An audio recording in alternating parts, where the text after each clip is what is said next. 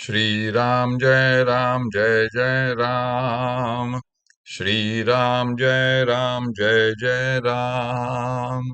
श्रीराम जय राम। ओम नमः शिवाय। ओम नमः शिवाय। ओम नमः शिवाय। योग वासिष्ठ दिवस क्रमांक 404। उपशम प्रकरण उद्दालकाचे आख्यान सर्ग 54। वसिष्ठ पुढे म्हणाले, राघवा, अशा रीतीने ओंकार साधनेचा अभ्यास करता करता गगनकोशात संचार करणारे त्याचे शांत झालेले प्राण चंद्रमंडलात प्रविष्ट होऊन धर्ममेघ नावाच्या समाधीप्रमाणे आल्हादाने परिपूर्ण होऊन अमृतमय झाले.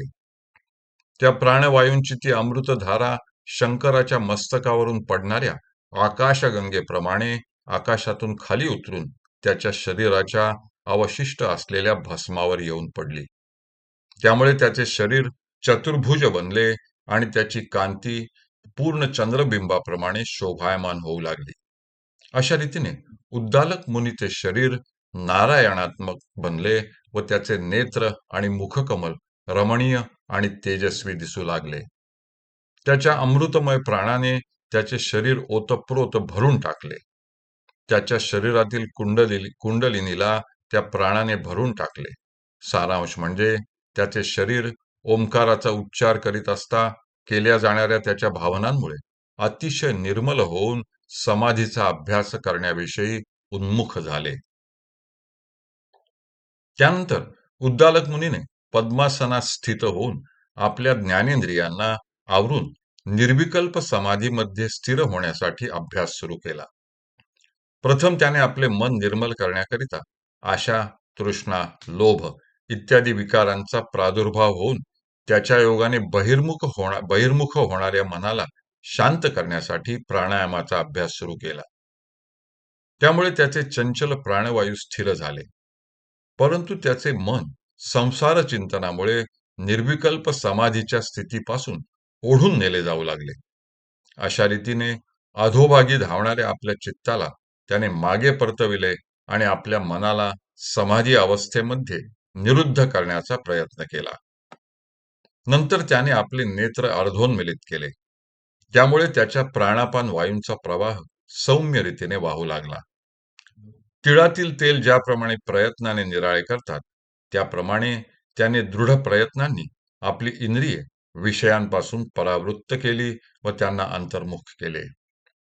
त्या प्रबुद्ध मुनीने सर्व बाह्य विषयांचा त्याग केला व आपल्या मनातील वासनांना अधिष्ठान तत्वामध्ये लीन करून टाकले.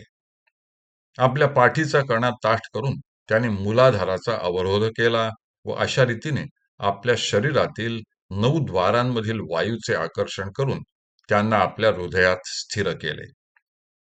मग त्याने आपल्या मानेला समरेषेत स्थिर धारण केले आणि प्रत्याहारादी उपायांच्या योगाने आपल्या मनाला वश करून हृदयात स्थिर केले.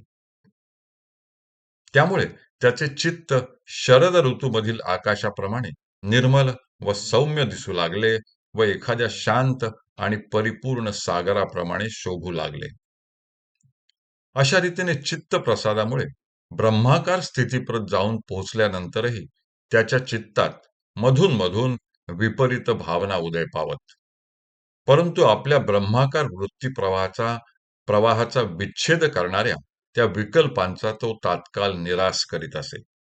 इतके झाले तरी काही विकल्प पुन्हा पुन्हा डोकेवर काढीत आणि त्याच्या समाधीचा भंग करू लागत. परंतु आपल्या शुद्ध मनाच्या योगाने तो असल्या विकल्पांना उडवून टाकीत असे.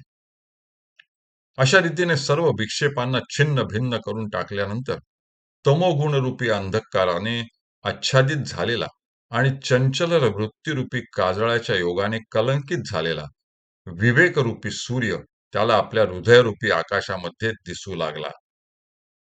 त्याने लगेच अंतःकरणात सत्वगुणाच्या भावना करून सम्यक ज्ञानाच्या योगाने त्या तमोगुणाचा निराश केला. अशा रीतीने तमोगुण अस्तंगत होताच त्याने आपल्या हृदयात तेजाचा विशाल पुंज पाहिला.